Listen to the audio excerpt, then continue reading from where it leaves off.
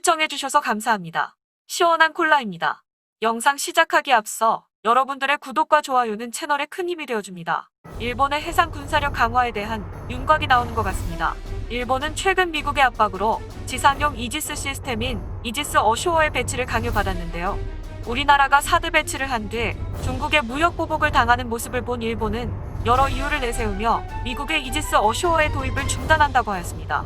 그래도 초강대국 미국의 심기를 건드릴까봐 철회가 아닌 중단이라는 단어를 쓰며 차후에 언제든지 협의해서 검토할 것이다라며 발표하였습니다. 그러다가 올해 11월 초 일본 정부는 미국의 지상용 이지스 시스템인 이지스 어쇼어가 아닌 록히드 마틴에서 밀고 있는 스파이7이라는 최신형 레이더를 장착한 이지스함을 늘리는 방향으로 추진하겠다며 언론에 발표를 하였습니다. 아직 미국의 공식적인 반응은 없었지만 미국 입장에서도 미국 군수회사에 무기가 팔리는 것이기에 결정될 가능성도 높아 보입니다.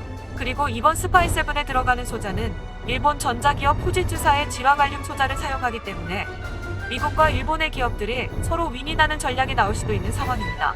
스파이7에 대한 정확한 재원을 알아보려고 노력하였지만 관련 자료는 찾기 어려웠으며 그전 세대인 스파이6의 재원은 레이더의 탐지거리가 2000km인 걸 감안하면 신형 레이더의 경우에는 이보다 더 긴 탐지거리일 거라고 추측이 되는 부분입니다. 이번 보도를 보았을 때 일본의 해군력 강화에 대한 밑그림이 어느 정도 추측이 되는데요. 필자의 지극히 개인적인 판단이며 해당 분야의 전문가가 아니기에 참고용으로만 봐주시면 감사하겠습니다.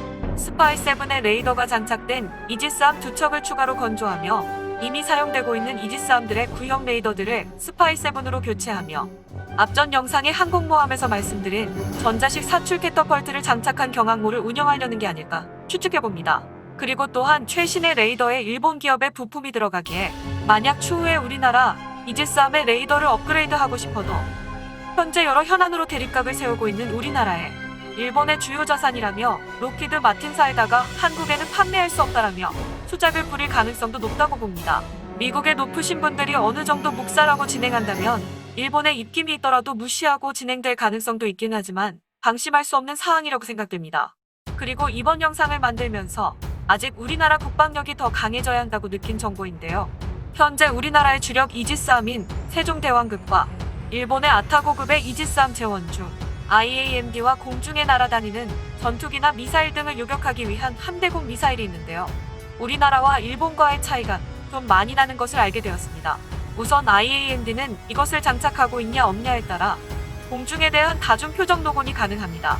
간단하게 설명하자면 탄도 미사일 대응 모드 시에는 다른 공중 표적의 로곤이 불가능하지만 IAMD 시스템을 장착했을 경우 탄도 미사일도 로곤이 가능하며 동시에 다른 공중 표적도 로곤이 가능합니다. 문제는 이 시스템이 현재 우리나라 이지스함에는 장착이 안 되어 있습니다. 일본은 장착을 하고 있고요.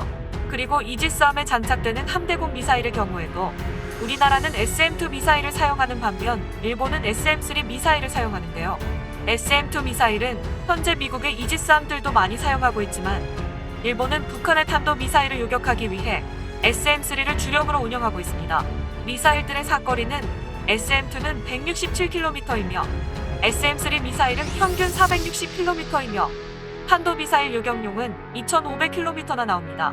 그나마 다행인 상황이라면 21년 국방중기계획의 내용에 현재 건조하고 있는 우리나라 차세대 이지스함에도 SM3 미사일을 탑재가 가능한 상태로 건조한다는 발표가 나오긴 했습니다.